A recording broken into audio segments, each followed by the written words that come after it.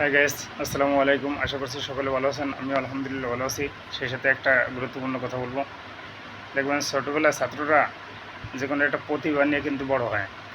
কিছু কিছু ছাত্র আছে যে সায়েন্স নিতে তারা ইচ্ছা প্রকাশ করে যে আমি সায়েন্স নেব। কারণ কি, সায়েন্স যতটা সে ভালো পারবে আর্টসে অতটা ভালো পারবে না। সায়েন্স থেকে আর্টসে আসলে যতটা কঠিন, আর্টস থেকে সায়েন্সে গেলে তার জন্য ততটা কঠিন। তাহলে প্রত্যেকটা মানুষের ক্ষেত্রে এমনটা হওয়া উচিত যে ছোটোবেলা থেকে আস্তে আস্তে বড় হয় আর তার প্রতিভা জন্ম হয়। তা আমরা কি করি, সে আসতে বড় হয়ে খেলোয়াড় হবে, কিন্তু তাকে আমরা স্বপ্ন দেখি যে বিসিএস ক্যাডার বানাবো। কিন্তু একজন বিসিএস ক্যাডার হবে, তাকে নিয়ে স্বপ্ন দেখি আমি খেলোয়াড় বানাবো। এই যে যে ভিন্ন ভিন্ন মতামত থাকে, এই কারণে আমাদের ব্যর্থতা আসে। তো প্রত্যেকটা ক্ষেত্রে একটু যখন মানুষ বড় হবে তখন হচ্ছে দেখবেন যে আসলে কোন সাইডটা ভালো, তারপর হচ্ছে সিদ্ধান্ত নেবেন। তাহলে দেখবেন যে অতি সহজে সফল হবেন। জোর করে চাপাই দিলে ব্যর্থ হবেন। ওকে গাইস, ভালো থাকবেন।